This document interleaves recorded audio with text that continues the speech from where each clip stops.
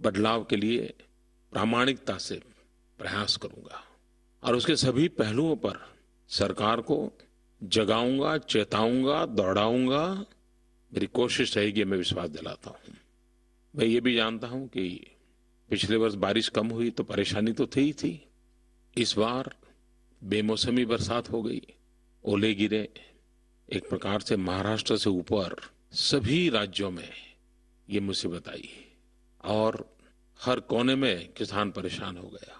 छोटा किसान जो बेचारा इतनी कड़ी मेहनत करके साल भर अपनी जिंदगी गुजारा करता है, उसका तो सब कुछ तबाह हो गया है। मैं इस संकट की घड़ी में आपके साथ हूं। मैं आपको विश्वास दिलाता हूं कि सरकार पूरी संवेदना के साथ आपकी इस संकट की घड़ी में आपको पूरी तत्परता से मदद करेगी। जितना हो सकता है उसको पूरा करने का प्रयास किया जाएगा। शिवाय भूमी अधिग्रहण विधेयकाविषयी देखील पंतप्रधानांनी संवाद साधला। विधेयक हे शेतकऱ्यांच्या फायद्याचं असून विरोधकांकडून याबाबत गैरसमज पसरवले जात असल्याचा आरोप पंतप्रधानांनी केला। हमारा इरादा यही है कि किसानों का भला हो, किसानों के संतानों का भी भला हो, गांव का भी भला हो और इसलिए कानून में अगर कोई कमियां हैं तो दूर करनी चाहिए। तो हमारा एक प्रामाणिक प्रयास कमियों को दूर करना है। जो 13 योजनाओं में नहीं था उसको भी हमने जोड़ दिया है। इतना ही नहीं, शहरीकरण के लिए जो भूमि का अधिग्रहण होगा उसमें विकसित भूमि 20% उस भूमि मालिक को मिलेगी ताकि उसको आर्थिक रूप से हमेशा लाभ मिले। ये भी हमने जारी रखा है। परिवार के युवक को नौकरी मिले, खेत मजदूर के संतान को भी नौकरी मिलनी चाहिए, ये भी हमने जारी रखा है। मेरे किसान भाइयों बहनों, हम इस बात के आग्रही हैं कि सबसे पहले सरकारी जमीन का उपयोग हो, उसके बाद बंजर भूमि का उपयोग हो, फिर आखिर में अनिवार्य हो तब जाकर के उपजाऊ जमीन को हाथ लगाया जाए। और इसलिए बंजर भूमि का तुरंत सर्वे करने के लिए भी कहा गया है। ये जो कानून में सुधार हम कर रहे हैं, कमियां दूर कर रहे हैं, किसान की भलाई के लिए जो हम कदम उठा रहे हैं, उसके बावजूद भी अगर किसी राज्य को ये नहीं मानना है तो स्वतंत्र है।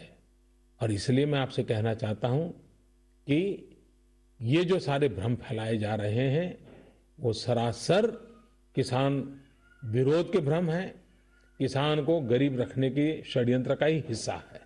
देश को आगे न ले जाने के जो षड्यंत्र चले हैं उसी का हिस्सा है।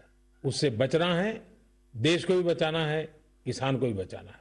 पंतप्रधानांनी मन की बात मधून शेतकऱ्यांशी संवाद साधत शेतकऱ्यांना धीर दिला। नुकसानग्रस्त शेतकऱ्यांना भरपाई मिळेल, त्याचबरोबर भूमी अधिग्रहण कायद्याबाबतही ज्या शंका आहेत त्या पंतप्रधानांनी दूर करण्याचा प्रयत्न केला। या सगळ्यानंतर शेतकऱ्यांच्या नेमक्या काय प्रतिक्रिया आहेत हे जाणून घेण्यासाठी आपण आता जाणार आहोत नागपूरला। आमचे प्रतिनिधी अखिलेश हाळवे आपल्यासोबत आहेत। अखिलेश, काही शेतकरी आपल्यासोबत आहेत, काय प्रतिक्रिया आहेत शेतकऱ्यांच्या? काय वाटतंय पंतप्रधानांच्या या दिलास्यानंतर या शेतकऱ्यांना? मोदींनी 1 तास पूर्ण संवाद साधला असेल शेतकऱ्यांशी, तरी शेतकऱ्यांचं नेमकं काय म्हणणं ते अतिशय महत्वाचं आहे। कारण भूमी अधिग्रहण कायद्यावर त्यांनी बऱ्यापैकी जोर दिला, पण बाकी मुद्द्यांवर शेतकऱ्यांचं काय म्हणणं आहे, संतुष्ट आहे का नाही ते आपण जाणून घेऊया। क्षणी वर्धाच्या वायगावमध्ये आम्ही तिथल्या शेतकऱ्यांशी चर्चा करूया।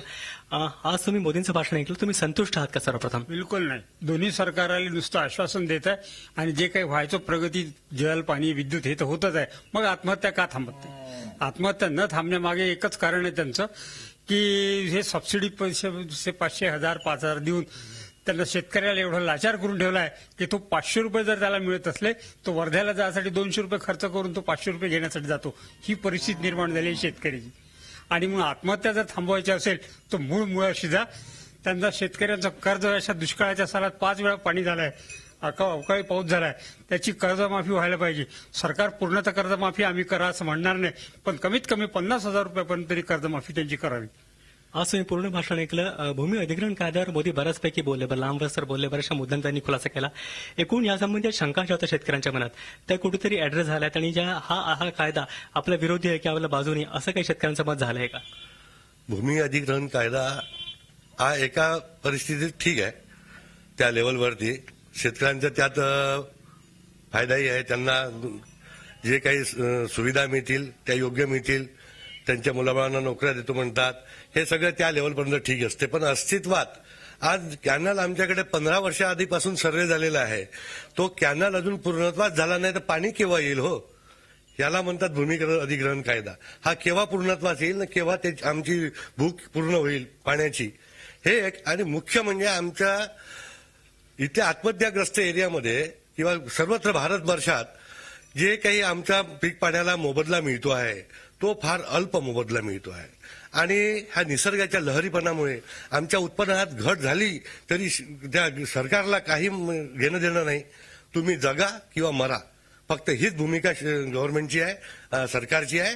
त्यावर त्वरित लक्ष देण्यात यावं हीच आमची कळकळीची विनंती आहे.